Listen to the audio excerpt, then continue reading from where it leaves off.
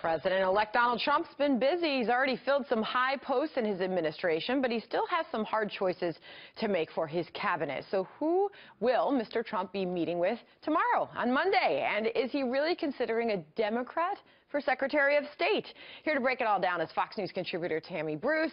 Of course, a lot of the speculation has been, who is that Secretary of State going to be? It's been really a Romney versus Giuliani, but there may be a door open for some others. But first, let's just mention who the spots that he's already filled. Right. Obviously, Chief of Staff Reince Priebus. That's clearly a reach out to the Republican establishment, but it's a good choice because he knows everyone. Steve Bannon is not somebody who has to be confirmed by the Senate. Chief strategist, like a Valerie Jarrett, if you will. Jeff Sessions, Attorney General, excellent choice there. National Security Advisor Michael Flynn. Obviously, everyone's been an early endorser of President-elect Trump. Mike Pompeo, obviously CIA director. People were wondering where that would fit, but that's a clear choice. Betsy DeVos was interesting to people. That was a little bit of a surprise. At first, there was concern she was for Common Core. She's made it clear she's not. So she should be in a pretty good space. And the Nikki Haley choice, though, for UN ambassador, very interesting. She withdrew her support for Mr. Trump, has no diplomatic experience. Some people are wondering how that will work, but clearly she'll have the support. And she was very critical of Trump during the election process. She was. All right, so let's move on. Secretary of State, where are we there? Well, look, I think that the Romney situation is not going to be happening already. Kellyanne Conway. But he's still in the mix, according to our reporting at Fox. Kellyanne Conway has already publicly criticized the nature of the possibility of that because of loyalty. All right, so who else is in the mix? Rudy Giuliani has clearly been at the top of the list, I think. I think the concern has been his business dealings, perhaps. He would be fabulous. That's where I think ultimately And who's the Democrat being considered there?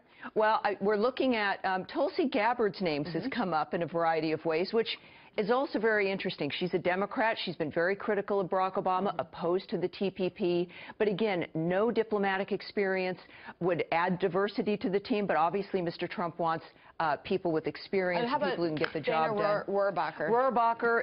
I think that's more of himself, in a way, putting a flag up the flagpole to see if anybody salutes.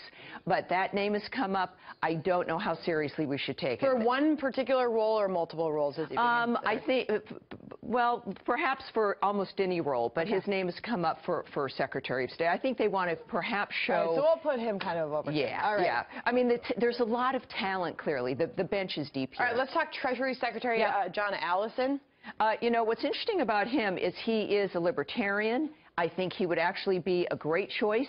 He was against the Kelo decision, which was about property rights, when the Republicans in general have been quiet about that. He's already been involved and been very vocal against Obamacare. He's a perfect example of someone not in the system who fits what Mr. Trump already believes and what the Tea Party believes as well. Ayn Rand advocate, so he would be very interesting.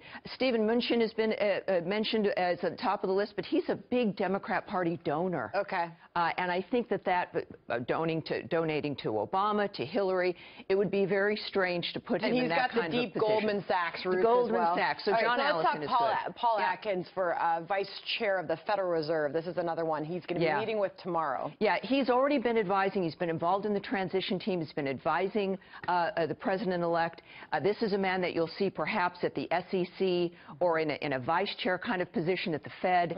So that's a name you can watch for, but not necessarily at a cabinet level. And how about the former presidential candidate himself, Rick Perry? Look, Rick Perry's an interesting man. One of the only two people who ran in the Republican primary who had military experience, he and Lindsey Graham. I'd say Defense Secretary or even Chair of the Secretary of the Veterans Administration would be a very good position for him as well. Okay, so let's finish up here with David Clark. Sheriff David Clark, he's going to be meeting with him tomorrow. Right. Look, David Clark's been mentioned for Department of Homeland Security. And I think, though, that when you're looking at people who this is the kind of department that needs national experience.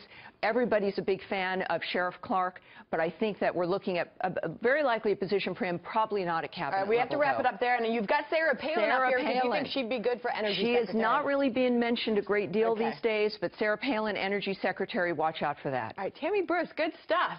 He's going to be meeting with a lot of people tomorrow. That's a busy day. All right, should the U.S.